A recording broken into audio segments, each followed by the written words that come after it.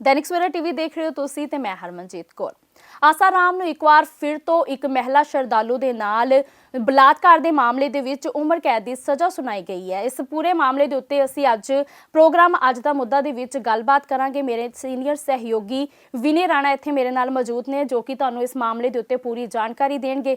Sir, ਜੋ ਆਸਾਰਾਮ ਬਾਪੂ ਨੂੰ ਇੱਕ ਵਾਰ ਫਿਰ ਤੋਂ ਸਜ਼ਾ ਹੋ ਗਈ ਹੈ, ਇਹ ਪਹਿਲਾ ਕੇਸ ਨਹੀਂ ਹੈਗਾ, ਇਹ ਦੂਜਾ ਕੇਸ ਹੈ ਜਿਸ ਵਿੱਚ आसाराम ਨੂੰ सज़ा हुई है, उम्र कैद की सज़ा हुई है। फिर एक बारी उम्र कैद, हालांकि 10 साल तो वो जेल च ही ने, क्योंकि पहला भी ये केस जिहड़ा है इसे सीगा कि एक महिला श्रद्धालु सीगी उहदे नाल रेप केस जिहड़ा कई बारी उहदे नाल लगातार रेप होया।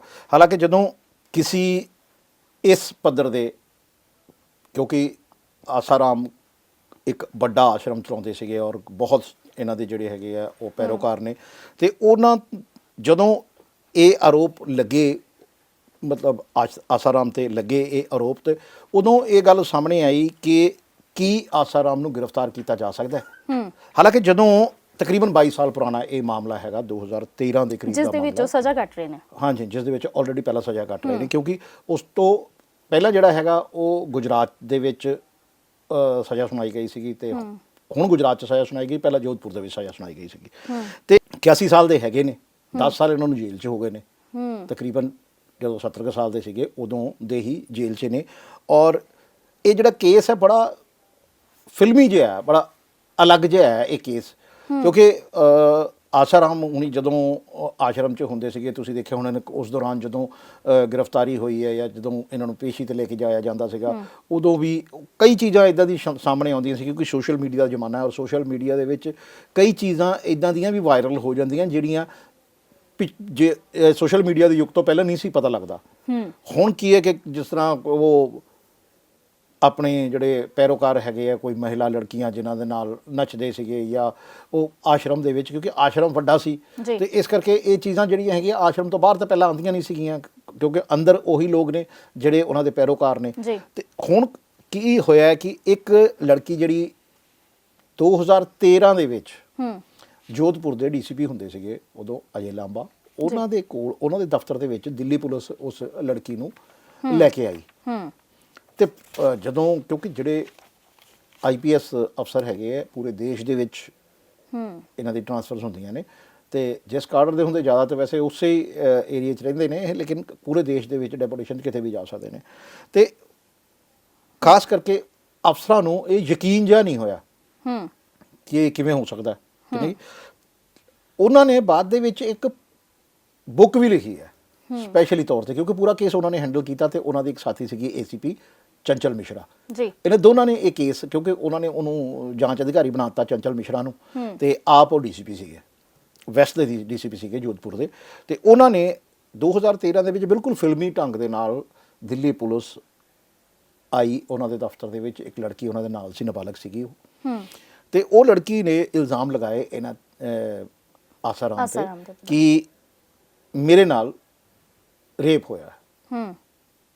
ਤੇ ਪਹਿਲਾਂ ਤਾਂ ਇਹ ਹੁੰਦਾ ਕਿ ਅਫਸਰ ਵੀ ਥੋੜਾ ਇੱਕਦਮ ਐਕਸਾਈਟਡ ਨਹੀਂ ਹੁੰਦੇ, ਕਿਉਂਕਿ ਇਹਨਾਂ ਲਈ ਕੋਈ ਨਵੀਂ ਗੱਲ ਨਹੀਂ ਹੁੰਦੀ, ਔਰ ਪੁਲਿਸ ਦੀ ਜਿਹੜੀ ਥਿਊਰੀ ਹੁੰਦੀ ਆ, ਪੁਲਿਸ ਦੀ ਜਿਹੜੀ ਕਹਿ ਲਈਏ ਕਿ ਵਰਕਿੰਗ ਸਟਾਈਲ ਹੁੰਦਾ ਜਿਹੜਾ, ਉਹ ਇਹ ਨਹੀਂ ਹੁੰਦਾ ਕਿ ਕਿਸੇ ਵੀ ਚੀਜ਼ ਨੂੰ ਲੈ ਕੇ ਉਹ ਹੈਰਾਨ ਹੋ ਜਾਣ। ਤੇ ਉਹਨਾਂ ਨੂੰ ਇਹ ਇੱਕ ਵਾਰੀ ਤਾਂ ਲੱਗਾ ਕਿ ਨਹੀਂ, ਇਹ ਕਿਵੇਂ ਹੋ ਸਕਦਾ ਹੈ ਕਿ ਇੰਨੇ ਲੋਕ, ਇੰਨੇ ਲੋਕ ਨੇ ਉਹਨਾਂ ਨਾਲ ਜੁੜੇ ਹੋਏ, ਤੇ ਉਹ ਕਿਵੇਂ ਇਸ ਤਰ੍ਹਾਂ ਦੀ ਕੋਈ ਗੱਲ ਕਰ ਸਕਦੇ ਜਾਂ ਇਸ ਤਰ੍ਹਾਂ ਦੀ ਹਰਕਤ ਕੋਈ ਕਰ ਸਕਦੇ ਆ। ਤੇ ਲੇਕਿਨ ਜਦੋਂ ਉਸ ਲੜਕੀ ਨੇ ਆਸ਼ਰਮ ਦੀ ਵਿਚਲੀਆਂ ਗੱਲਾਂ ਦੱਸੀਆਂ, ਕੁਝ ਐਸੇ ਪਲੇਸਿਸ ਦੱਸੇ, ਕੁਝ ਐਸੇ ਸਪੌਟ ਦੱਸੇ ਆਸ਼ਰਮ ਦੇ ਜਿਹੜਾ ਅੰਦਰ ਗਿਆ ਹੋਵੇ ਉਹਨੂੰ ਹੀ ਪਤਾ ਹੋ ਸਕਦਾ। ਹਾਲਾਂਕਿ ਜਿਹੜੇ ਪੈਰੋਕਾਰ ਹੈ ਉਹ ਵੀ ਅੰਦਰ ਹੀ ਜਾਂਦੇ ਆ, ਕੋਈ ਵੀ ਨਿਕਲ ਕੇ ਇੱਦਾਂ ਕਹਿ ਸਕਦਾ, ਲੇਕਿਨ ਉਹਨੇ ਕੁਝ ਗੱਲਾਂ ਇੱਦਾਂ ਦੀਆਂ ਕਹੀਆਂ ਜਿਹਦੇ ਨਾਲ ਉਹ ਥੋੜ੍ਹੇ ਸੋਚ ਪੈ ਗਏ, ਉਹਨੂੰ ਸੋਚਣ ਲਈ ਮਜਬੂਰ ਹੋ ਗਏ। ਜਿਹੜੇ ਮਿਸ਼ਰਾ ਸੀਗੇ, ਜਿਹੜੇ ਲਾਂਬਾ ਸੀਗੇ, ਉਹ ਸੋਚਣ ਨੂੰ ਮਜਬੂਰ ਹੋ ਗਏ। DCP ਜਿਹੜੇ ਸੀਗੇ, ਉਹਨਾਂ ਨੂੰ ਲੱਗਾ ਕਿ ਇਸ ਮਾਮਲੇ ਦੇ ਵਿੱਚ ਜਾਂਚ ਤਾਂ ਹੋਣੀ ਹੀ ਚਾਹੀਦੀ ਹੈ। ਮੰਨ ਲਓ ਜੇ ਅਜਿਹਾ ਨਹੀਂ ਵੀ ਹੈਗਾ, ਤੇ ਜੇ ਨਹੀਂ ਹੈਗਾ ਤਾਂ ਇਹ ਵੀ ਸਾਹਮਣੇ ਆ ਜਾਊਗਾ ਕਿ ਨਹੀਂ ਹੈਗਾ। ਉਹਨਾਂ ਨੇ ਕੀ ਕੀਤਾ ਕਿ ACP ਉਹਨਾਂ ਦੀ ਇੱਕ ਸਾਥੀ ਸੀਗੀ ਚੰਚਲ ਮਿਸ਼ਰਾ, ਉਹਨਾਂ ਨੂੰ ਜਾਂਚ ਦਾ ਜ਼ਿੰਮਾ ਦੇ ਦਿੱਤਾ, ਤੇ ਕੁਝ ਜਿਹੜੇ ਹੋਰ ਅਫਸਰ ਹੈਗੇ ਉਹਨਾਂ ਦੇ ਨਾਲ ਲਾਤੇ, ਕੁਝ ਮੁਲਾਜ਼ਮ ਨਾਲ ਲਾਤੇ। ਉਹਨਾਂ ਨੇ ਜਦੋਂ ਇਸ ਪੂਰੇ ਮਾਮਲੇ ਦੀ ਜਾਂਚ ਕੀਤੀ ਤਾਂ ਇਨੀਸ਼ੀਅਲ ਸਟੇਜ ਤੇ ਜਦੋਂ ਜਾਂਚ ਕੀਤੀ ਤਾਂ ਉਹਨਾਂ ਨੂੰ ਲੱਗਾ ਕਿ ਇਹ ਲੜਕੀ ਸਹੀ ਬੋਲ ਰਹੀ ਹੈ, ਠੀਕ ਬੋਲ ਰਹੀ ਹੈ। ਫਿਰ ਕੇਸ ਦਰਜ ਕੀਤਾ ਗਿਆ, FIR ਦਰਜ ਕੀਤੀ ਗਈ। FIR ਦਰਜ ਕਰਨ ਤੋਂ ਬਾਅਦ ਜਦੋਂ FIR ਦਰਜ ਕੀਤੀ ਗਈ ਉਸ ਤੋਂ ਬਾਅਦ FIR ਦਰਜ ਕਰਨ ਤੋਂ ਬਾਅਦ ਫਿਰ ਜਿਹੜਾ ਕੰਮ ਹੈ ਉਹ ਵੱਧ ਗਿਆ, ਐਕਚੁਅਲੀ ਕੰਮ ਫਿਰ ਵਧਿਆ। ਕਿਉਂਕਿ ਜਦੋਂ ਜਿਹੜੀ ਜਾਂਚ ਕੀਤੀ ਗਈ ਸੀ ਉਹਨੂੰ ਪੁਖਤਾ ਕਰਨ ਵਾਸਤੇ ਕਈ ਸਬੂਤ ਇਕੱਠੇ ਕੀਤੇ ਗਏ। ਉਸ ਤੋਂ ਬਾਅਦ ਉਹ ਐਕਚੁਅਲੀ ਸਭ ਤੋਂ ਜ਼ਿਆਦਾ ਜਿਹੜਾ ਪਲੈਨਿੰਗ ਤਾਂ ਜੇ ਕਿਹਾ ਜਾਵੇ ਤਾਂ ਉਹ DCP ਦੀ ਸੀ, ਲੇਕਿਨ ਜਿਹੜੀ ਐਫਰਟ ਸੀਗੇ ਜ਼ਿਆਦਾ ਉਹ ਉਸ ਲੇਡੀ ਅਫਸਰ ਦੇ ਸੀਗੇ, ਚੰਚਲ ਮਿਸ਼ਰਾ ਦੇ, ਔਰ ਉਹਨੇ ਬਹੁਤ ਮਿਹਨਤ ਕੀਤੀ। ਜਦੋਂ ਉਹਨਾਂ ਨੂੰ ਲੱਗਾ ਕਿ ਹੁਣ ਜਦੋਂ ਪੁਲਿਸ ਨੂੰ ਲੱਗਾ ਕਿ ਹੁਣ ਸਾਡੇ ਕੋਲ ਬਿਲਕੁਲ ਜਿਹੜੇ ਸਬੂਤ ਹੈਗੇ ਆ ਉਹ ਪ੍ਰਿਆਪਤ ਨੇ ਔਰ ਇਸ ਨੂੰ ਇਹਨਾਂ ਸਬੂਤਾਂ ਦੇ ਆਧਾਰ ਤੇ ਗ੍ਰਿਫਤਾਰ ਕੀਤਾ ਜਾ ਸਕਦਾ ਹੈ, ਤੇ ਫਿਰ ਗ੍ਰਿਫਤਾਰੀ ਦਾ ਜਿਹੜਾ ਇੱਕ ਪਲਾਨ ਤਿਆਰ ਕੀਤਾ ਗਿਆ ਬਕਾਇਦਾ ਕਿ ਗ੍ਰਿਫਤਾਰੀ ਕਰਨੀ ਕਿੱਦਾਂ ਹੈ। ਕਿਉਂਕਿ ਆਸ਼ਰਮ ਦੇ ਵਿੱਚ ਜਾਣਾ, ਇੰਨੇ ਪੈਰੋਕਾਰਾਂ ਦੇ ਵਿੱਚੋਂ ਗ੍ਰਿਫਤਾਰ ਕਰਕੇ ਲੈ ਕੇ ਆਣਾ, ਇਹ ਜਿਹੜੀ ਇੱਕ ਵੱਡੀ ਪ੍ਰਕਿਰਿਆ ਹੈਗੀ ਹੈ। ਇਹ ਇੱਕ ਵੱਡਾ ਪ੍ਰਕਿਰਿਆ ਤੇ ਹੈ ਹੀ ਹੈ, ਇੱਕ ਵੱਡਾ ਚੈਲੰਜ ਵੀ ਹੈਗਾ ਪੁਲਿਸ ਵਾਸਤੇ, ਕਿਉਂਕਿ ਤੁਸੀਂ ਇੱਕ ਬੰਦਾ ਜਿਹਦੇ ਪਿੱਛੇ ਇੰਨੇ ਲੋਕ ਜੁੜੇ ਪਏ ਆ ਹਨਾ, ਉਹਨਾਂ ਤੇ ਇੱਕਦਮ ਇੰਨੀ ਵੱਡੀ ਇੱਕ ਗੱਲ ਬੋਲ ਦੇਣੀ ਫਿਰ ਪੁਲਿਸ ਲਈ ਵੀ ਬੜੀ ਮੁਸ਼ਕਿਲ ਹੋ ਜਾਂਦੀ ਹੈ ਨਾ ਇਹ ਘੜੀ। ਇਹ ਬਿਲਕੁਲ ਦੇਖੋ, ਜਦੋਂ ਇਹਦੇ 'ਚ ਨਾ 6 ਲੋਕ ਹੋਰ ਨਾਮਜ਼ਦ ਕੀਤੇ ਗਏ ਸੀਗੇ, ਲੇਕਿਨ ਉਹਨਾਂ ਨੂੰ ਬਾਅਦ ਦੇ ਵਿੱਚ ਜਦੋਂ ਪੇਸ਼ੀਆਂ ਹੁੰਦੀਆਂ ਗਈਆਂ, ਚਾਰਜ ਸ਼ੀਟ ਜਦੋਂ ਪੇਸ਼ ਕੀਤੀ ਗਈ ਤੇ ਹੌਲੀ ਕਰਕੇ ਉਹਨਾਂ ਦੇ ਖਿਲਾਫ ਜਿਹੜੇ ਹੈਗੇ ਆ ਕੁਝ ਐਸਾ ਨਹੀਂ ਨਿਕਲਿਆ ਕਿ ਉਹਨਾਂ ਨੂੰ ਇੱਕ ਦੀ ਤਾਂ ਮੌਤ ਵੀ ਹੋ ਗਈ ਸੀ, ਫਿਰ ਇਹ ਨਹੀਂ ਨਿਕਲਿਆ ਕਿ ਇਸ ਕੇਸ ਨਾਲ ਕੁਝ ਲੈਣਾ ਦੇਣਾ ਹੈ ਇਹਨਾਂ ਦਾ। ਫਿਰ ਉਹਨਾਂ ਨੂੰ ਤਾਂ ਬਰੀ ਕਰ ਦਿੱਤਾ ਗਿਆ, ਲੇਕਿਨ ਆਸਾ ਰਾਮ ਨੂੰ ਇੱਕ ਹੋਰ ਵਾਰ ਜਿਹੜੀ ਹੈ ਉਹ ਉਮਰ ਕੈਦ ਦੀ ਸਜ਼ਾ ਹੋ ਗਈ। ਇਸ ਤੋਂ ਪਹਿਲਾਂ ਵੀ ਉਹਨਾਂ ਨੂੰ ਉਮਰ ਕੈਦ ਦੀ ਸਜ਼ਾ ਹੋਈ ਔਰ 10 ਸਾਲ ਤੋਂ ਉਹ ਜੇਲ੍ਹ 'ਚ ਹੀ ਨੇ। ਕਈ ਵਾਰ ਜਿਹੜਾ ਹੈਗਾ ਤੁਸੀਂ ਇਹ ਦੇਖਿਆ ਹੋਣਾ ਉਸ ਦੌਰਾਨ ਜਦੋਂ ਗ੍ਰਿਫਤਾਰੀ ਹੋਈ ਔਰ ਇਹਨਾਂ ਨੂੰ ਜੇਲ੍ਹ 'ਚ ਲੈ ਕੇ ਜਾਇਆ ਗਿਆ ਤੇ ਕਈ ਦਿਨ ਤੱਕ ਜੇਲ੍ਹ ਦੇ ਬਾਹਰ ਜਿਹੜੇ ਪੈਰੋਕਾਰ ਹੈਗੇ ਉਹਨਾਂ ਨੇ ਟੈਂਟ ਲਾਏ ਹੋਏ ਸੀਗੇ, ਉੱਥੇ ਹੀ ਬੈਠੇ ਹੋਏ ਸੀ। ਉੱਥੇ ਬਕਾਇਦਾ ਇੱਕ ਉਹ ਹੁੰਦਾ ਸੀਗਾ ਜੋ ਵੀ ਜਾਪ ਜਾਂ ਕੀਰਤਨ ਜੋ ਵੀ ਹੁੰਦਾ ਉਹ ਉੱਥੇ ਹੁੰਦਾ ਸੀਗਾ। ਕਿਉਂਕਿ ਮੈਂ ਜੋ ਵੀ ਅੱਜ ਤੱਕ ਤੁਸੀਂ ਸੁਣਿਆ ਹੋਣਾ, ਕਿਉਂਕਿ ਕਈ ਜਿਹੜੇ ਹੈਗੇ ਇੱਦਾਂ ਦੇ ਡੇਰੇ ਨੇ ਜਿਨ੍ਹਾਂ ਦੇ ਖਿਲਾਫ ਕਾਰਵਾਈ ਜਿਹੜੀ ਹੈਗੀ ਸਰਕਾਰਾਂ ਨੇ ਕੀਤੀ ਹੈ ਔਰ ਜਿਹੜੇ ਉਹਨਾਂ ਦੇ ਪੈਰੋਕਾਰ ਹੈ ਉਸ ਗੱਲ ਨੂੰ ਮੰਨਣ ਨੂੰ ਤਿਆਰ ਨਹੀਂ ਹੁੰਦੇ, ਔਰ ਉਹਦਾ ਜਿਹੜਾ ਅਸਰ ਹੈਗਾ ਉਹ ਗ੍ਰਿਫਤਾਰੀ ਤੋਂ ਬਾਅਦ ਵੀ ਨਜ਼ਰ ਆਉਂਦਾ ਰਹਿੰਦਾ ਹੈ ਕਿ ਹਾਂ ਵੀ ਜਿਹੜੇ ਪੈਰੋਕਾਰ ਹੈਗੇ ਆ ਉਹ ਹਜੇ ਨਾਲ ਹੀ ਨੇ। ਇਹਦੇ ਵਿੱਚ ਵੀ ਕੁਝ, ਕਿਉਂਕਿ ਨਾਮ ਬਹੁਤ ਵੱਡਾ ਸੀਗਾ, ਆਸਾ ਰਾਮ ਬਾਪੂ ਆਸਾ ਰਾਮ ਤੋਂ ਮਸ਼ਹੂਰ ਸੀਗੇ, ਬਹੁਤ ਜ਼ਿਆਦਾ ਨਾਮ ਵੱਡਾ ਸੀਗਾ ਔਰ ਬਹੁਤ ਵੱਡੇ ਆਸ਼ਰਮ ਹੈਗੇ ਇਹਨਾਂ ਦੇ ਔਰ ਪੈਰੋਕਾਰ ਬਹੁਤ ਜ਼ਿਆਦਾ ਹੈਗੇ ਹੈ, ਲੱਖਾਂ ਦੇ ਹਿਸਾਬ ਨਾਲ ਇਹਨਾਂ ਦੇ ਪੈਰੋਕਾਰ ਹੈਗੇ। ਇਹ ਸਾਰਾ ਕੁਝ ਜਿਹੜਾ ਹੈ ਨਾ ਇਹ ਪੁਲਿਸ ਦੇ ਲਈ ਇੱਕ ਚੈਲੰਜ ਬਣ ਗਿਆ ਸੀਗਾ, ਲੇਕਿਨ ਕਿਉਂਕਿ ਪੁਲਿਸ ਦੇ ਲਈ ਹਰ ਕੇਸ ਇੱਕ ਚੈਲੰਜ ਹੈ, ਕੋਈ ਵੱਡਾ ਹੈ ਤੇ ਕੋਈ ਛੋਟਾ ਹੈ। ਇਹ ਹੈ ਕਿ ਜੋ ਅਪਰਾਧਿਕ ਕਿਸਮ ਦੇ ਲੋਕ ਨੇ ਉਹਨਾਂ ਨੂੰ ਫੜਨ ਵਾਸਤੇ ਪੁਲਿਸ ਨੂੰ ਜੋ ਐਫਰਟ ਕਰਨੀ ਪੈਂਦੀ ਉਸ ਤੋਂ ਅਲੱਗ ਜੀ ਐਫਰਟ ਜਿਹੜੀ ਹੈਗੀ ਹੈ ਇਹ ਇਸ ਤਰ੍ਹਾਂ ਦੇ ਕੇਸਸ 'ਚ ਕਰਨੀ ਪੈਂਦੀ ਹੈ। ਤੇ ਇਹ ਸਭ ਕੁਝ ਜਿਹੜੀ ਚੀਜ਼ਾਂ ਹੈਗੀਆਂ ਨਾ ਇਹ ਪੁਲਿਸ ਨੂੰ ਮਤਲਬ ਪੁਲਿਸ ਲਈ ਕਾਫੀ ਮੁਸ਼ਕਲ ਹੁੰਦੀਆਂ ਨੇ। ਜਿਵੇਂ ਕਿ ਅਸੀਂ ਗੱਲ ਕਰਦੇ ਪਏ ਹਾਂ ਆਸਾ ਰਾਮ ਦੀ ਗ੍ਰਿਫਤਾਰੀ ਦੀ, ਜਦੋਂ ਇਹਨਾਂ ਨੂੰ ਸ਼ੁਰੂ 'ਚ ਸਜ਼ਾ ਦਿੱਤੀ ਗਈ, ਇਹਨਾਂ ਨੂੰ ਗ੍ਰਿਫਤਾਰ ਕੀਤਾ ਗਿਆ ਤੇ ਫਿਰ ਮਾਹੌਲ ਵੀ ਬਹੁਤ ਜ਼ਿਆਦਾ ਗਰਮ ਹੋ ਗਿਆ ਹੋਏਗਾ ਉਸ ਟਾਈਮ ਤੱਕ। ਹਾਂ ਬਿਲਕੁਲ, ਦੇਖੋ ਜਦੋਂ ਇਹ ਹੈਗੀ ਹੈ 31 ਅਗਸਤ 2013 ਦੀ ਗੱਲ ਹੈ, ਜਦੋਂ ਇਹਨਾਂ ਨੂੰ ਗ੍ਰਿਫਤਾਰੀ ਵਾਲਾ ਦਿਨ ਕਹਿ ਸਕਦੇ ਹਾਂ ਆਪਾਂ ਉਹਨਾਂ ਨੂੰ, 31 ਅਗਸਤ 2013 ਨੂੰ ਜਦੋਂ ਆਸਾ ਰਾਮ ਨੂੰ ਗ੍ਰਿਫਤਾਰ ਕਰਨ ਲਈ ਰਾਜਸਥਾਨ ਤੋਂ ਪੁਲਿਸ ਇੰਦੌਰ ਗਈ। ਉਹਨੂੰ ਪਤਾ ਲੱਗਾ ਕਿ ਇੰਦੌਰ ਆਸ਼ਰਮ ਦੇ ਵਿੱਚ ਆਸਾ ਰਾਮ ਹੈਗੇ ਆ ਤੇ ਉੱਥੋਂ ਹੀ ਇਹਨਾਂ ਨੂੰ ਗ੍ਰਿਫਤਾਰ ਕਰਨ ਦੀ ਜਿਹੜੀ ਪਲਾਨ ਜਿਹੜਾ ਪੁਲਿਸ ਨੇ ਇੱਕ ਤਿਆਰ ਕੀਤਾ। 5 ਪੁਲਿਸ ਅਧਿਕਾਰੀ ਜਿਹੜੇ ਹੈਗੇ ਆ ਚੰਚਲ ਮਿਸ਼ਰਾ ਦੇ ਨਾਲ ਸੀਗੇ ਤੇ ਉਹ ACP ਜਦੋਂ ਗਏ ਹੈ ਤੇ ਉੱਥੇ ਜਾ ਕੇ ਉਹਨਾਂ ਨੇ ਜ਼ਾਹਿਰ ਹੈ ਕਿ ਜਿਹੜੀ ਲੋਕਲ ਪੁਲਿਸ ਹੈਗੀ ਆ ਉਹਨੂੰ ਇਨਫੋਰਮ ਕੀਤਾ ਪਹਿਲਾਂ, ਔਰ ਲੋਕਲ ਪੁਲਿਸ ਆਸ਼ਰਮ ਦੇ ਬਾਹਰ ਤੈਨਾਤ ਹੋ ਗਈ, ਵੱਡੀ ਗਿਣਤੀ ਦੇ ਵਿੱਚ ਤੈਨਾਤ ਹੋ ਗਈ ਤੇ ਫਿਰ ਗੇਟ ਖੁਲਵਾਇਆ ਗਿਆ ਔਰ ਇਹ ਲੋਕ ਅੰਦਰ ਗਏ। ਜਦੋਂ ਅੰਦਰ ਗਏ ਤੇ ਪਤਾ ਤਾਂ ਲੱਗ ਹੀ ਚੁੱਕਿਆ ਸੀਗਾ, ਉਸ ਵੇਲੇ ਪ੍ਰਵਚਨ ਚੱਲ ਰਹੇ ਸੀਗੇ, ਪਤਾ ਤਾਂ ਲੱਗ ਗਿਆ ਸੀਗਾ ਕਿ ਇਹ ਲੋਕ ਮੈਨੂੰ ਗ੍ਰਿਫਤਾਰ ਕਰਨ ਆਏ ਹੈ। ਤੇ ਉਹਨਾਂ ਨੇ ਕਿਹਾ ਕਿ ਜਦੋਂ ਉਹਨਾਂ ਦੇਖਿਆ ਕਿ ਹੁਣ ਪੁਲਿਸ ਮੈਨੂੰ ਗ੍ਰਿਫਤਾਰ ਕਰਨ ਲਈ ਆ ਗਈ ਹੈ ਤੇ ਉਹਨਾਂ ਨੇ ਮੰਚ ਤੋਂ ਹੀ ਇਹ ਗੱਲ ਕਹੀ ਕਿ ਦੇਖੋ ये लोग हमें गिरफ्तार करने के लिए आए हैं तो क्या हमें गिरफ्तार करके यहाँ से ले जा सकते हैं। तो जाहिर है कि ਜਿਹੜੇ ਲੋਕ ਉੱਥੇ ਸੀਗੇ ਜਿਹੜੇ ਹੈਗੇ ਸੀਗੇ ਉਹਨਾਂ ਨੇ ਕਿਹਾ ਨਹੀਂ, ਜੋ ਵੀ ਜਿੱਦਾਂ ਤੇ ਜੈਕਾਰੇ ਜਿਹੜੇ ਹੈਗੇ ਆ ਉਹ ਲਾਉਣ ਲੱਗ ਪਏ ਹਨਾ, ਉਹ ਲੱਗਣੇ ਸ਼ੁਰੂ ਹੋ ਗਏ। ਤੇ ਇਹ ਚੀਜ਼ਾਂ ਜਿਹੜੀਆਂ ਹੈਗੀਆਂ ਨਾ ਇਹ ਅੰਡਰ ਪ੍ਰੈਸ਼ਰ ਕਰਨ ਵਾਸਤੇ ਪੁਲਿਸ ਨੂੰ ਜਿਹੜਾ ਹੈਗਾ ਕਿ ਦਬਾਅ ਦੇ ਵਿੱਚ ਮੁਸ਼ਕਲਾਂ ਵਧਾ ਦੇਣੀਆਂ ਕਿ ਪੁਲਿਸ ਇੱਕ ਵਾਰੀ ਸੋਚ ਪੈ ਜਾਏਗੀ ਨਾ ਵੀ ਇੱਥੋਂ ਹੁਣ ਇੰਨੀ ਭੀੜ ਦੇ ਵਿੱਚੋਂ ਲੈ ਕੇ ਕਿੱਦਾਂ ਜਾਣਾ, ਹਾਂ ਕਿਵੇਂ ਲਿਜਾਇਆ ਜਾਵੇ। ਲੇਕਿਨ ਕਿਉਂਕਿ ਪੁਲਿਸ ਦੀ ਨਫਰੀ ਕਾਫੀ ਸੀਗੀ, MP ਪੁਲਿਸ ਨਾਲ ਸੀਗੀ ਉਹਨਾਂ ਦੇ, ਜਦੋਂ MP ਜਦੋਂ ਗ੍ਰਿਫਤਾਰ ਕਰਨ ਗਏ ਐਮਪੀ ਪੁਲਿਸ ਨੇ ਬਾਹਰੋਂ ਘੇਰਾ ਪਾਇਆ ਹੋਇਆ ਸੀਗਾ।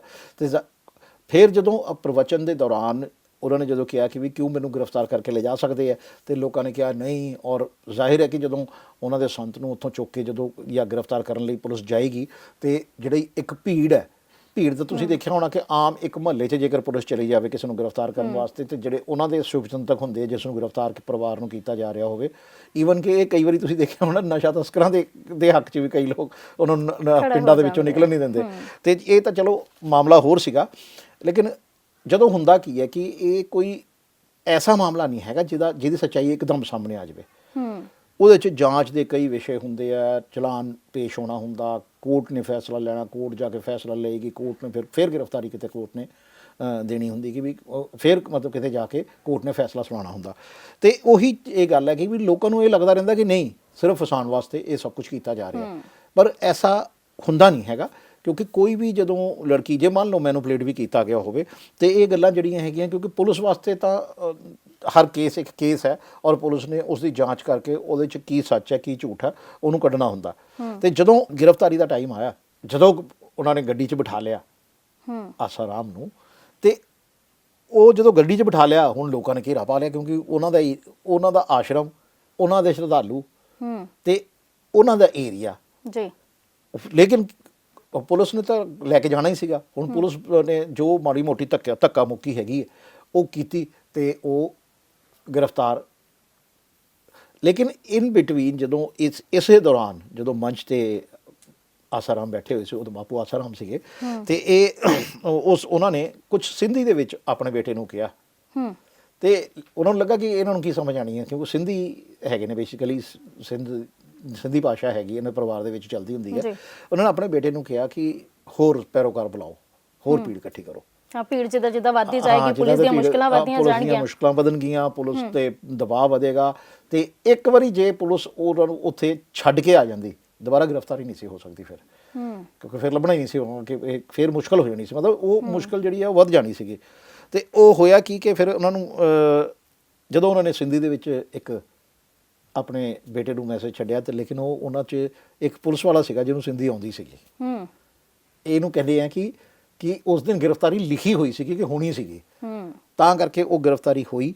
ਫਿਰ ਉਹਨਾਂ ਨੂੰ ਲੈ ਕੇ ਆ ਗਏ। ਜਦੋਂ ਲੈ ਕੇ ਆ ਗਏ, ਕੇਸ ਚੱਲਿਆ ਕਾਫੀ ਲੰਬਾ। ਸ਼ਰਧਾਲੂ ਜਿਹੜੇ ਹੈਗੇ ਆ ਉਹ ਜੇਲ੍ਹ ਦੇ ਬਾਹਰ ਆ ਕੇ ਬੈਠ ਗਏ, ਬੜੀ ਦਿਨਾਂ ਤੱਕ ਬੈਠੇ ਰਹੇ, ਔਰ ਸ਼ਾਇਦ ਹੁਣ ਤੱਕ ਵੀ ਕਾਫੀ ਸ਼ਰਧਾਲੂ ਜਿਹੜੇ ਹੈਗੇ ਆ ਉਹ ਜੇਲ੍ਹ ਆਉਂਦੇ ਆ, ਉਹਨਾਂ ਨੂੰ ਉਹ ਬਾਹਰ ਬੈਠ ਕੇ ਸਤਸੰਗ ਕਰਦੇ ਆ, ਇੰਨੀ ਜ਼ੋਰ ਕਰਦੇ ਆ ਕਿ ਅੰਦਰ ਤੱਕ ਆਵਾਜ਼ਾਂ ਜਾਂਦੀਆਂ।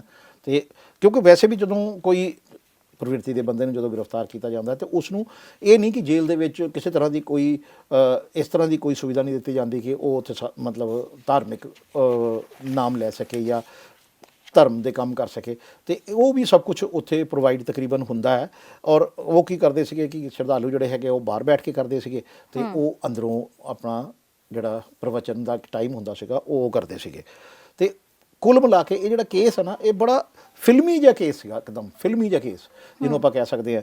ਤੇ ਫਿਲਮੀ ਕੇਸ ਆਪਾਂ ਨੂੰ ਇਸ ਕਰਕੇ ਕਹਿ ਰਹੇ ਹਾਂ ਕਿਉਂਕਿ ਇਹ ਚੀਜ਼ਾਂ ਜਿਹੜੀਆਂ ਤੁਸੀਂ ਦੇਖਿਆ ਹੋਣਾ ਤਕਰੀਬਨ ਫਿਲਮਾਂ 'ਚ ਇੱਦਾਂ ਦਿਖਾਉਂਦੇ ਆ ਕਿ ਜੀ ਇੱਕ ਮਤਲਬ ਆਸ਼ਰਮ ਹੈਗਾ, ਇੱਕ ਚਾਰ ਦੀਵਾਰੀ ਦਾ ਮਤਲਬ ਵੱਡਾ ਵਿਹੜਾ ਹੈਗਾ ਜਿਹਦੇ ਵਿੱਚ ਉਹ ਗਈ ਪੁਲਿਸ ਤੇ ਘੇਰਾ ਪਾ ਲਿਆ। ਉਦੋਂ ਤਾਂ ਖੈਰ ਇਹ ਹੁੰਦਾ ਕਿ ਨਹੀਂ, ਉਹ ਆਪਣੇ ਬੰਦੇ ਨੇ ਛੁਡਾ ਲੈਂਦੇ ਪੁਲਿਸ ਦਾ।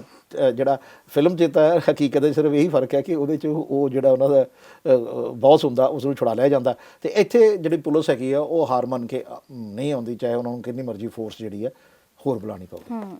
ਜਿਵੇਂ ਤੁਸੀਂ ਦੱਸਿਆ ਕਿ ਜੋ ਆਸਾ ਰਾਮ ਨੇ ਸਿੰਧੀ ਭਾਸ਼ਾ ਦੇ ਵਿੱਚ ਆਪਣੇ ਮੁੰਡੇ ਦੇ ਨਾਲ ਗੱਲ ਕੀਤੀ, ਜੋ ਕਿ ਪੁਲਿਸ ਵੀ ਸਮਝ ਗਈ, ਤੇ ਫਿਰ ਕਿਵੇਂ ਕਾਰਵਾਈ ਕੀਤੀ ਪੁਲਿਸ ਦੇ ਵੱਲੋਂ? ਨਹੀਂ ਦੇਖੋ, ਪੁਲਿਸ ਤਾਂ ਜਦੋਂ ਇੱਥੋਂ ਗਈ ਹੈ, ਜਦੋਂ ਰਾਜਸਥਾਨ ਤੋਂ ਗਈ ਹੈ, ਜ਼ਾਹਿਰ ਹੈ ਕਿ ਰਾਜਸਥਾਨ ਤੋਂ ਮੱਧ ਪ੍ਰਦੇਸ਼ ਤੱਕ ਇੰਦੌਰ ਤੱਕ ਜਾਂਦੇ ਜਾਂਦੇ ਇੱਕ ਲੰਮਾ ਸਫ਼ਰ ਸੀਗਾ। ਔਰ ਇਸ ਦੌਰਾਨ ਜੋ ਐਮਪੀ ਪੁਲਿਸ ਸੀਗੀ ਔਰ ਰਾਜਸਥਾਨ ਪੁਲਿਸ ਸੀਗੀ, ਇਹਨਾਂ ਦੇ ਵਿੱਚ ਜੋ ਕਮਿਊਨੀਕੇਸ਼ਨ ਹੋਇਆ ਉਹ ਇਸੇ ਚੀਜ਼ ਦਾ ਸੀਗਾ ਕਿ ਕਿਉਂਕਿ ਐਮਪੀ ਪੁਲਿਸ ਤਾਂ ਇਹ ਸਭ ਕੁਝ ਜਾਣਦੀ ਸੀ ਕਿ ਉੱਥੇ ਕੀ ਕੀ ਹੋ ਸਕਦਾ ਹੈ, ਕਿਉਂਕਿ ਉੱਥੇ ਲੋਕਲ ਉਹਨਾਂ ਦਾ ਆਸ਼ਰਮ ਸੀਗਾ, ਤੇ ਐਮਪੀ ਪੁਲਿਸ ਨੂੰ ਪਤਾ ਹੀ ਸੀਗਾ ਕਿ ਉੱਥੇ ਕੀ ਕੀ ਹੋ ਸਕਦਾ ਹੈ। ਉਹਨਾਂ ਨੇ ਰਾਜਸਥਾਨ ਪੁਲਿਸ ਨੂੰ ਪਹਿਲਾਂ ਹੀ ਦੱਸਤਾ ਸੀਗਾ ਕਿ ਇਹ ਕੁਝ ਉੱਥੇ ਹੋ ਸਕਦਾ ਹੈ।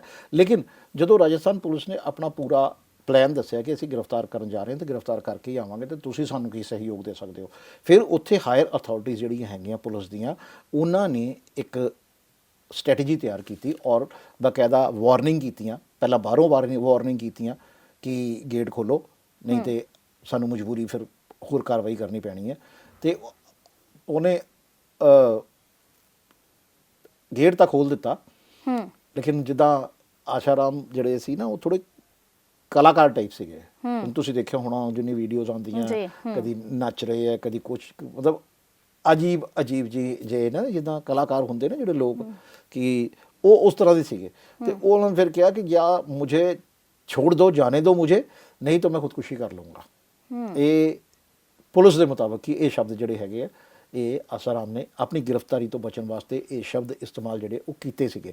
ਲੇਕਿਨ ਕਿਉਂਕਿ ਪੁਲਿਸ ਤਾਂ ਗਈ ਹੀ ਗ੍ਰਿਫਤਾਰ ਕਰਨ ਸੀਗੀ, ਤੇ ਇਸ ਕਰਕੇ ਪੁਲਿਸ ਨੇ ਜੋ ਵੀ ਆਪਣਾ ਬਲ ਪ੍ਰਯੋਗ ਸੀਗਾ, ਥੋੜਾ ਬਹੁਤ ਜਿਹੜਾ ਹਲਕਾ ਬਲ ਪ੍ਰਯੋਗ ਸੀਗਾ, ਧੱਕਾ ਮੁੱਕੀ, ਹਲਕੀ, ਹੁਣ ਕਿਉਂਕਿ ਜਦੋਂ ਪੁਲਿਸ ਨੇ ਗੱਡੀ 'ਚ ਬਿਠਾ ਲਿਆ ਤੇ ਉਹਨਾਂ ਕੋਲ ਸਿਰਫ ਸ਼ਰਧਾਲੂਆਂ ਕੋਲ ਤਾਂ ਇੱਕੋ ਸਾਧਨ ਹੈ, ਗੱਡੀ ਘੇਰ ਲਓ। ਅੱਛਾ, ਜੋ ਸ਼ਰਧਾਲੂ ਉਹਨਾਂ ਦੇ ਵੱਲੋਂ ਗੱਡੀ ਨੂੰ ਵੀ ਘੇਰ ਲਿਆ ਗਿਆ। ਹਾਂ, ਬਿਲਕੁਲ, ਗੱਡੀ ਘੇਰ ਲਈ ਗਈ ਸੀ। ਗੱਡੀ ਨੂੰ ਉੱਥੋਂ ਕੱਢਣਾ ਜਿਹੜਾ ਹੈ ਉਹ ਵਾਕਈ ਪੁਲਿਸ ਲਈ ਇੱਕ ਚੈਲੰਜ ਹੋ ਗਿਆ ਸੀਗਾ। ਲੇਕਿਨ ਕਿਉਂਕਿ ਚੰਚਲ ਮਿਸ਼ਰਾ ਜਿਹੜੀ ਹੈਗੀ ACP, ਉਹ ਬਹੁਤ ਤੇਜ਼ ਤਰਾਰ ਜੀ ਪੁਲਿਸ ਅਫਸਰ ਹੈਗੀ ਹੈ। ਹੋਰ ਵੀ ਕਈ ਕੇਸਾਂ ਦੇ ਵਿੱਚ ਉਹਨਾਂ ਨੇ ਬੜੀ ਅੱਛੀ ਭੂਮਿਕਾ ਜਿਹੜੀ ਹੈਗੀ ਹੈ ਉਹਨਾਂ ਦੀ ਰਹੀ ਹੈ। ਤੇ ਜ਼ਾਹਿਰ ਹੈ ਕਿ ਜੇ ACP ਲਾਂਬਾ, DCP ਲਾਂਬਾ ਨੇ ਜੇ ਉਹਨਾਂ ਨੂੰ ਕੇਸ ਸੌਂਪਿਆ, ਕੁਛ ਸੋਚ ਕੇ ਸੌਂਪਿਆ ਹੋਣਾ। ਔਰ ਬਕਾਇਦਾ DCP ਜਿਹੜੇ ਹੈਗੇ ਲਾਂਬਾ, ਉਹਨਾਂ ਨੇ ਇੱਕ ਕਿਤਾਬ ਲਿਖੀ ਇਸੇ ਪੂਰੇ ਕੇਸ 'ਚ, ਜਿਸ ਨੂੰ ਉਹ ਕਹਿੰਦੇ ਆ ਕਿ ਵੀ ਜਿਹਨੂੰ ਆਪਾਂ ਅੱਖੀ ਦੇਖੀ ਕਹਿੰਦੇ ਆ ਨਾ, ਜਿੱਦਾਂ ਉਹ ਉਸ ਟਾਈਪ ਦੀ ਇੱਕ ਬੁੱਕ ਹੈਗੀ ਹੈ ਜਿਹੜੀ ਉਹਨਾਂ ਨੇ ਉਹ ਲਿਖੀ ਹੈ ਇਸੇ ਕੇਸ ਨੂੰ ਲੈ ਕੇ। ਹੁਣ ਦੇਖੋ ਕਿ ਜਦੋਂ ਗ੍ਰਿਫਤਾਰੀ ਹੋ ਗਈ, ਪਹਿਲਾਂ ਗ੍ਰਿਫਤਾਰ ਕਰਨਾ ਇੱਕ ਚੈਲੰਜ, ਪਹਿਲਾਂ ਤਾਂ ਇਸ ਗੱਲ ਨੂੰ ਮੰਨਣਾ ਹੀ ਇੱਕ ਬਹੁਤ ਵੱਡਾ ਚੈਲੰਜ ਸੀਗਾ ਕਿ ਵੀ ਇਦਾਂ ਹੋਇਆ। ਉਸ ਤੋਂ ਬਾਅਦ ਧਾਰਾਵਾਂ ਲਾਣੀਆਂ ਕਿ ਕਿਹੜੀ ਕਿਹੜੀ ਧਾਰਾ ਲਾਈ ਜਾਵੇ, ਉਹ ਇੱਕ ਵੱਡਾ ਚੈਲੰਜ ਸੀਗਾ। ਫਿਰ ਉਸ ਗ੍ਰਿਫਤਾਰ ਕਰਨਾ ਇੱਕ ਵੱਡਾ ਚੈਲੰਜ, ਉਹਨੂੰ ਉਸ ਦੇ ਲਈ ਤਿਆਰੀ ਕਰਨਾ, ਪੂਰੀ ਸਟ੍ਰੈਟਜੀ ਬਣਾਉਣਾ, ਕਿਉਂਕਿ ਇਹ ਕਿਤੇ ਵੀ ਹੋ ਸਕਦੇ ਸੀਗੇ। ਤਾਂ ਇਹ ਸਾਰਾ ਕੁਝ ਜਿਹੜਾ ਹੈਗਾ ਨਾ, ਇਹ ਇੱਕ ਮਤਲਬ ਪੁਲਿਸ ਦੀ ਇੱਕ ਵੱਡੀ ਜਿਹੜੀ ਇਹਦੇ 'ਚ ਭੂਮਿਕਾ ਕਿਹਾ ਜਾ ਸਕਦਾ ਕਿ ਉਹ ਸੀਗੀ। ਔਰ ਬੜਾ ਇੱਕ ਫੁੱਲ ਪ੍ਰੂਫ ਪਲਾਨ ਤਿਆਰ ਕੀਤਾ ਗਿਆ, ਜਿਸ ਦੇ ਬਾਅਦ ਉਹ ਆਸਾ ਰਾਮ ਬਾਪੂ ਨੂੰ ਗ੍ਰਿਫਤਾਰ ਕਰ ਲਿਆ ਗਿਆ। ਗ੍ਰਿਫਤਾਰ ਕਰਨ ਤੋਂ ਬਾਅਦ ਜਿਹੜੀ ਚੈਲੰਜਿਸ ਸਾਹਮਣੇ ਆਏ ਆ, ਉਹ ਉਹਨਾਂ ਨੇ ਸਾਰਾ ਕੁਝ ਕਿਤਾਬ ਦੇ ਵਿੱਚ ਲਿਖਿਆ ਕਿ ਕਿਸ ਕਿਸ ਤਰ੍ਹਾਂ ਸਾਨੂੰ ਉਸ ਆਸ਼ਰਮ ਤੋਂ ਅਸੀਂ ਬਾਹਰ ਆਏ ਹਾਂ, ਉੱਥੋਂ ਲੈ ਕੇ ਜਦੋਂ ਜੇਲ੍ਹ ਤੱਕ ਗਏ ਆ, ਤੇ ਸਾਡੇ ਲਈ ਕੀ ਕੀ ਜਿਹੜੀ ਮੁਸ਼ਕਲਾਂ ਹੈਗੀਆਂ ਉਹ ਸਾਹਮਣੇ ਆਈਆਂ ਨੇ। ਜਿਵੇਂ ਆਸਾ ਰਾਮ ਤੇ ਰੇਪ ਦਾ ਜੋ ਕੇਸ ਚੱਲਦਾ ਪਿਆ, ਜਿਹਦੇ ਵਿੱਚ ਉਹ ਸਜ਼ਾ ਕੱਟਦੇ ਪਏ, ਇੱਕ ਹੋਰ ਉਹਨਾਂ ਤੇ ਕੇਸ ਪੈ ਗਿਆ, ਇਹਦੇ ਵਿੱਚ ਜੋ ਉਹਨਾਂ ਦਾ ਬੇਟਾ ਸੀਗਾ ਨਾਰਾਇਣ ਜੋ ਸਾਈਆਂ, ਉਹਨਾਂ ਤੇ ਵੀ ਇਲਜ਼ਾਮ ਲੱਗਾ ਸੀ। ਹਾਂ, ਜਿਹੜੀ ਇੱਕ ਪੀੜਤ ਮਹਿਲਾ ਜਿਹੜੀ ਪਹਿਲਾਂ ਸੀ ਨਾ, ਜਿਹੜੀ ਪਹਿਲਾਂ ਜਿਸਨੇ ਪਹਿਲੀ ਵਾਰ ਇਲਜ਼ਾਮ ਲਗਾਇਆ, ਜਿਸ ਤੇ ਉਹਨਾਂ ਨੂੰ ਪਹਿਲਾਂ ਹੀ ਉਮਰ ਕੈਦ ਸਜ਼ਾ ਹੋ ਚੁੱਕੀ ਸੀਗੀ, ਉਸ ਦੀ ਜਿਹੜੀ ਛੋਟੀ ਭੈਣ ਹੈ ਨਾ, ਉਸਨੇ ਵੀ ਇਹਨਾਂ ਦੇ ਬੇਟੇ ਦੇ ਉੱਪਰ ਇਲਜ਼ਾਮ ਲਗਾਏ ਸੀਗੇ। ਨਾਰਾਇਣ ਸਾਈਂ ਇਹਨਾਂ ਦੇ ਬੇਟੇ ਹੈਗੇ, ਤੁਸੀਂ ਦੇਖਿਆ ਹੋਣਾ ਕਿ ਉਸ ਦੌਰਾਨ ਜਦੋਂ ਤੇ ਉਹਨਾਂ ਦੀ ਵੀ ਗ੍ਰਿਫਤਾਰੀ ਹੋਈ ਸੀਗੀ। ਔਰ ਕਿਉਂਕਿ ਮੈਂ ਤੁਹਾਨੂੰ ਦੱਸਿਆ ਸੀ ਪਹਿਲਾਂ ਵੀ ਕਿ ਇਸ ਮਾਮਲੇ ਦੇ 6 ਲੋਕਾਂ ਨੂੰ ਜਿਹੜਾ ਉਹ ਨਾਮਜ਼ਦ ਕੀਤਾ ਗਿਆ ਸੀਗਾ, ਇੱਕ ਦੀ ਡੈਥ ਹੋ ਗਈ ਸੀਗੀ, ਤੇ 5 ਜਿਹੜੇ ਹੈਗੇ ਬਾਅਦ ਦੇ ਵਿੱਚ ਬਰੀ ਕਰ ਦਿੱਤੇ ਗਏ, ਕਿਉਂਕਿ ਉਹਨਾਂ ਦੇ ਖਿਲਾਫ ਕੋਈ ਸਬੂਤ ਜਿਹੜਾ ਉਹ ਨਹੀਂ ਆਇਆ। ਤੇ ਇਹ ਨਾਰਾਇਣ ਸਾਈਂ ਵੀ ਜਿਹੜੇ ਹੈਗੇ ਆ, ਇਹਨਾਂ ਤੇ ਵੀ ਉਹਦੀ ਜਿਹੜੀ ਪੀੜਤ ਮਹਿਲਾ ਸੀਗੀ ਪਿਛਲੀ ਜਿਹੜੀ, ਉਹਦੀ ਭੈਣ ਨੇ ਹੀ ਇਲਜ਼ਾਮ ਲਗਾਏ ਸੀਗੇ ਕਿ ਇਹਨੇ ਵੀ ਮੇਰੇ ਨਾਲ ਜਿਹੜਾ ਹੈ ਨਾ ਉਹ ਰੇਪ। ਕਿਉਂਕਿ ਹੁੰਦਾ ਕੀ ਹੈ ਕਿ ਜਦੋਂ ਇਸ ਤਰ੍ਹਾਂ ਦੀ ਕੋਈ ਕੇਸ ਸਾਹਮਣੇ ਆਉਂਦਾ ਹੈ, ਤੇ ਕਿਉਂਕਿ ਆਸ਼ਰਮ ਇੱਕ 4 ਦੀਵਾਰੀ ਹੈ, ਉਹਦੇ 'ਚ ਕੋਈ ਹੋਰ ਬੰਦਾ ਜਿਹੜਾ ਆ ਉਹ ਜਾ ਨਹੀਂ ਸਕਦਾ, ਖਾਸ ਕਰ ਜਿੱਥੇ ਇਸ ਆਸ਼ਰਮ ਦੇ ਜਿਹੜੇ ਕਰਤਾ ਧਰਤਾ ਨੇ, ਮਾਲਕ ਨੇ ਜਿਹੜੇ, ਉਹ ਐਸੀ ਜਗ੍ਹਾਵਾਂ ਤੇ ਜਿਨ੍ਹਾਂ ਨੂੰ ਕੁਟੀਆ ਵੀ ਕਿਹਾ ਜਾਂਦਾ ਹੈ, ਗੁਫਾ ਵੀ ਕਿਹਾ ਜਾਂਦਾ ਹੈ, ਕਈ ਤਰ੍ਹਾਂ ਦੀ ਮਤਲਬ ਲੈਂਗੁਏਜ ਜਿਹੜੀ ਹੈ ਉਹ ਇਸਤੇਮਾਲ ਕੀਤੀ ਜਾਂਦੀ ਹੈ, ਉਹ ਬਣਾਈ ਹੁੰਦੀ। ਉੱਥੇ ਆਮ ਜਿਹੜਾ ਪੈਰੋਕਾਰ ਹੈਗਾ ਉਹਦਾ ਜਾਣਾ ਵੀ ਨਹੀਂ ਹੁੰਦਾ, ਉਹ ਵੀ ਨਹੀਂ ਉੱਥੇ ਜਾ ਸਕਦਾ, ਕਿਉਂਕਿ ਇਹ ਸਤਸੰਗ ਹਾਲ ਦੇ ਵਿੱਚ ਆ ਕੇ ਸਤਸੰਗ ਕਰਦੇ, ਬਿਲਕੁਲ ਉੱਤਰ ਚਲੇ ਜਾਂਦੇ। ਇਹਨਾਂ ਦਾ ਜਿਹੜਾ ਇੱਕ ਬਿਲਕੁਲ ਏਕਾਂਤ ਔਰ ਸ਼ਾਂਤ ਮਾਹੌਲ ਦੇ ਵਿੱਚ ਇਹਨਾਂ ਨੇ ਆਪਣਾ ਜਿਹੜਾ ਵਾਸ ਹੈ ਉਹ ਰੱਖਿਆ ਹੁੰਦਾ। ਤੇ ਜ਼ਾਹਿਰ ਹੈ ਕਿ ਜਿਹੜੀ ਮਹਿਲਾ ਉਹਦੀ ਬਣਾਵਟ ਜਾਂ ਉਹਦੇ ਰਸਤੇ ਜਾਂ ਉਹਦੇ ਹੋਰ ਜਿਹੜੀਆਂ ਬਰੀਕੀਆਂ ਹੈਗੀ ਦੱਸ ਦਿੰਦੀ ਹੈ, ਤਾਂ ਫਿਰ ਪੁਲਿਸ ਨੂੰ ਉਸ 'ਤੇ ਯਕੀਨ ਕਰਨਾ ਪੈਂਦਾ। ਜਿਹੜਾ ਜੋਧਪੁਰ ਵਾਲੇ ਕੇਸ 'ਚ ਵੀ, ਜੋਧਪੁਰ ਜਦੋਂ ਲਾਂਬਾ ਨੂੰ ਜਿਹੜੀ ਮਹਿਲਾ ਨੇ ਆ ਕੇ ਸਭ ਕੁਝ ਦੱਸਿਆ, ਜਿਹੜੀ ਕੁੜੀ ਨੇ, ਨਾਬਾਲਗ ਕੁੜੀ ਨੂੰ ਦੱਸਿਆ ਸੀ, ਉਹਨੇ ਅਜਿਹੇ ਹੀ ਕੁਝ ਪੁਆਇੰਟ ਦੱਸੇ ਸੀਗੇ ਜਿਹਦੇ ਵਿੱਚ ਉਹ DCP ਲਾਂਬਾ ਨੂੰ ਜਿਹੜੀ ਆ ਉਹਦੀ ਗੱਲ 'ਤੇ ਯਕੀਨ ਕਰਨਾ ਪਿਆ, ਔਰ ਉਹਦੀ ਗੱਲ 'ਤੇ ਯਕੀਨ ਕਰਨ ਤੋਂ ਬਾਅਦ ਹੀ ਗ੍ਰਿਫਤਾਰੀ ਦਾ ਜਿਹੜਾ ਉਹ ਪਲਾਨ ਬਣਾਇਆ ਗਿਆ। ਇਹ ਸਾਰੀ ਚੀਜ਼ਾਂ ਤਾਂ ਹੀ ਹੋ ਸਕਦੀਆਂ ਜੇ ਇੱਕ ਬੰਦਾ ਬਿਲਕੁਲ ਬਰੀਕ, ਬਿਲਕੁਲ ਨਜ਼ਦੀਕ ਤੋਂ ਕਿਸੇ ਦੇ ਨਜ਼ਦੀਕ ਹੋ ਕੇ ਆਇਆ ਹੋਵੇ, ਉਹੀ ਦੱਸ ਸਕਦਾ। ਅਕਸਰ ਜਿੰਨੇ ਵੀ ਕੇਸਿਸ ਹੋਏ ਆ ਇੱਦਾਂ ਦੇ, ਉਹਦੇ 'ਚ ਦੇਖਿਆ ਹੋਣਾ ਤੁਸੀਂ ਕਿ ਪੁਲਿਸ ਦੀ ਜਿਹੜੀ ਜਾਂਚ ਦਾ ਪਹਿਲਾ ਆਧਾਰ ਹੁੰਦਾ ਉਹ ਇਹੀ ਹੁੰਦਾ ਕਿ ਇਹ ਜਿਹੜਾ ਆਰੋਪ ਲਾਉਣ ਵਾਲਾ ਬੰਦਾ ਹੈ, ਜਿਹੜਾ ਆਰੋਪ ਲਗਾ ਰਿਹਾ, ਉਹ ਕਿੰਨਾ ਕੁ ਸੱਚ ਬੋਲ ਰਿਹਾ। ਸੱਚ ਬੋਲ ਰਿਹਾ ਮੀਨ ਮਤਲਬ ਕਿ ਇਹਦੀ ਇਨੀਸ਼ੀਅਲ ਸਟੇਜ ਤੇ ਇਹਦੀ ਗੱਲਾਂ ਜਿਹੜੀਆਂ ਕਿੰਨੀਆਂ ਕੁ ਸੱਚੀਆਂ ਨੇ, ਤੇ ਉਹ ਸੱਚੀਆਂ ਗੱਲਾਂ ਨੂੰ ਇਸੇ ਤਰਾਜ਼ੂ 'ਚ ਤੋਲਿਆ ਜਾਂਦਾ ਹੈ ਕਿ ਜਿਹੜਾ ਉਹ ਆਸ਼ਰਮ ਹੈਗਾ ਜਾਂ ਜਿਹੜਾ ਉਹ ਪਲੇਸ ਹੈਗਾ, ਜਿਸ ਪਲੇਸ ਤੇ ਕਿਹਾ ਜਾ ਰਿਹਾ ਕਿ ਮੇਰੇ ਨਾਲ ਰੇਪ ਹੋਇਆ, ਉਸ ਪਲੇਸ ਦੀ ਜਿਹੜੇ ਕੁਝ ਪੁਆਇੰਟਸ ਹੈਗੇ ਆ ਉਹ ਇਹਨੂੰ ਪਤਾ ਹੈ ਵਾਕਈ।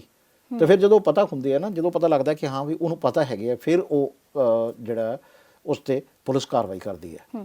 ਇਸ ਦੌਰਾਨ ਜੋ ਗਵਾਹ ਹੈ ਉਹਨਾਂ ਦੇ ਉੱਪਰ ਵੀ ਜਾਨਲੇਵਾ ਹਮਲੇ ਹੋਣ ਦੀਆਂ ਖਬਰਾਂ ਸਾਹਮਣੇ ਆਉਂਦੀਆਂ। ਹਾਂਜੀ ਹਾਂਜੀ ਬਿਲਕੁਲ। ਦੇਖੋ, ਇੱਕ ਇਹਦੇ 'ਚ ਇੱਕ ਗਵਾਹ ਸੀਗਾ, ਉਹਨੂੰ ਤਾਂ ਮਾਰ ਹੀ ਦਿੱਤਾ ਸੀਗਾ, ਜਾਨੋਂ ਹੀ ਮਾਰ ਦਿੱਤਾ ਸੀਗਾ। ਤੇ ਉਹਦੀ ਗ੍ਰਿਫਤਾਰੀ ਜਿਹੜੀ ਜਿਹਨੇ ਉਹਨੇ ਮਾਰਿਆ ਸੀਗਾ ਉਹ ਪੈਰੋਕਾਰ ਹੀ ਸੀਗਾ ਐਕਚੁਅਲੀ ਜੀ। ਤੇ ਉਸ ਨੂੰ ਫਿਰ ਜਾ ਕੇ ਪੁਲਿਸ ਨੇ ਗ੍ਰਿਫਤਾਰ ਕੀਤਾ ਤੀਜੇ ਚੌਥੇ ਦਿਨ।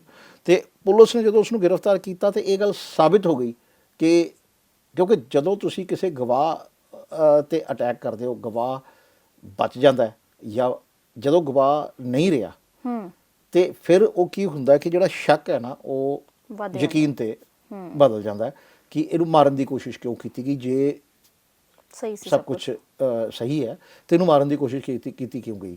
ਤੇ ਉਹ ਕੀ ਹੋਇਆ ਕਿ ਉਹਨੂੰ ਇਹਨਾਂ ਨੇ ਜਦੋਂ ਉਹਦਾ ਮਰਡਰ ਹੋ ਗਿਆ, ਇੱਕ ਇਹਨਾਂ ਦੇ 'ਚ ਗਵਾਹ ਸੀਗਾ, ਉਹਨੂੰ ਮਾਰ ਦਿੱਤਾ ਗਿਆ ਸੀਗਾ, ਸ਼ਾਇਦ ਕੋਰਟ ਕੰਪਲੈਕਸ ਦੇ ਵਿੱਚ ਹੀ ਮਾਰਿਆ ਗਿਆ ਸੀਗਾ। ਤੇ ਉਹ ਜਦੋਂ ਮਰਡਰ ਹੋਇਆ ਤੇ ਉਸ ਤੋਂ ਬਾਅਦ ਜਿਹੜਾ ਬੰਦਾ ਗ੍ਰਿਫਤਾਰ ਕੀਤਾ ਗਿਆ ਨਾ, ਉਹਨੇ ਜੋ ਖੁਲਾਸੇ ਜਿਹੜੇ ਕੀਤੇ ਆ, ਉਸ ਤੋਂ ਬਾਅਦ ਪੁਲਿਸ ਦਾ ਕੰਮ ਹੋਰ ਆਸਾਨ ਜਿਹੜਾ ਉਹ ਹੋ ਗਿਆ ਸੀਗਾ।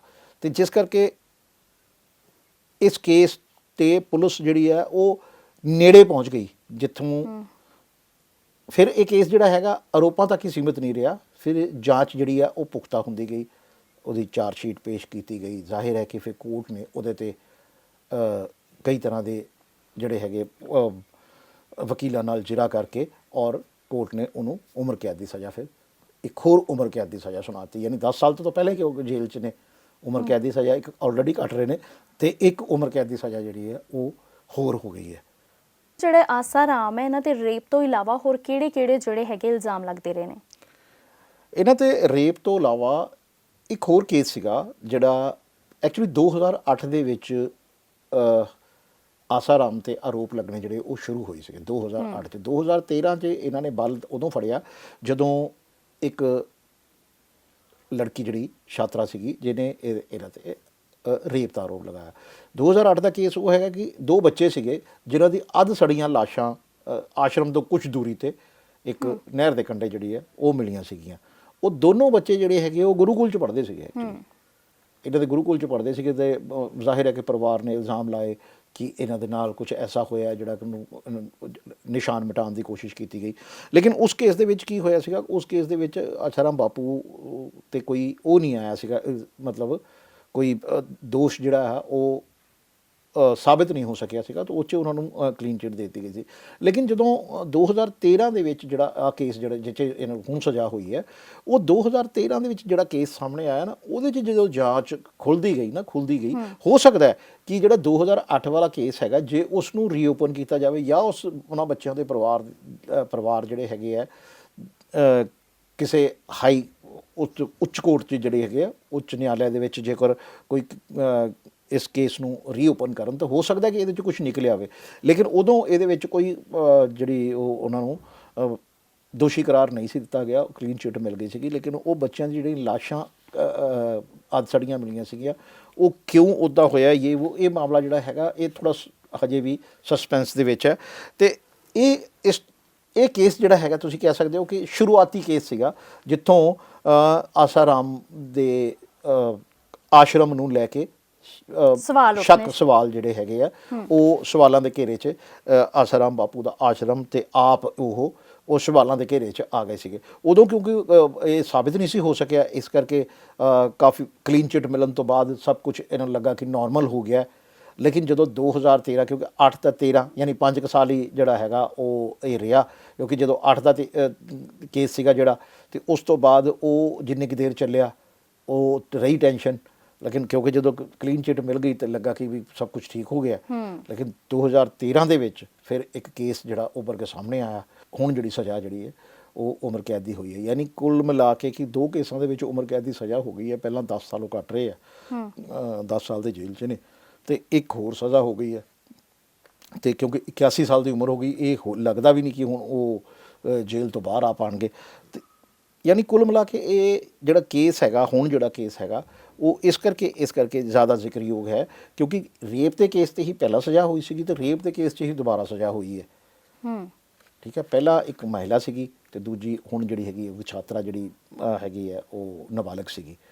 ਔਰ ਉਹ ਵੀ ਕਿਉਂਕਿ ਡੀਸੀਪੀ ਲਾਂਬਾ ਇੱਕ ਤੇਜ਼ ਤਰਾਰ ਔਰ ਚੰਚਲ ਮਿਸ਼ਰਾ ਇਹ ਤੇਜ਼ ਤਰਾਰ ਅਫਸਰ ਸੀਗੇ ਦੋਨੋਂ, ਜਿਨ੍ਹਾਂ ਦੇ ਹਿੱਸੇ ਇਹ ਕੇਸ ਇੱਕ ਤਰ੍ਹਾਂ ਦਾ ਆਇਆ ਸੀਗਾ ਤੇ ਉਹਨਾਂ ਨੇ ਇਹਦੇ ਤੇ ਜ਼ਿਆਦਾ ਜ਼ੋਰ ਦਿੱਤਾ ਔਰ ਜ਼ਿਆਦਾ ਬਰੀਕੀਆਂ ਨਾਲ ਜਾਂਚ ਕੀਤੀ ਤੇ ਇਹ ਜਿਹੜਾ ਮਾਮਲਾ ਫਿਰ ਖੁੱਲ੍ਹ ਕੇ ਸਾਹਮਣੇ ਆਇਆ ਕਿ ਹਾਂ ਅਜਿਹਾ ਹੋਇਆ, ਜਿਹਦੇ ਕਰਕੇ ਹੁਣ ਕੋਰਟ ਨੇ ਵੀ ਉਮਰ ਕੈਦ ਦੀ ਸਜ਼ਾ ਜਿਹੜੀ ਹੈ ਉਹ ਸੁਣਾਤੀ ਹੈ।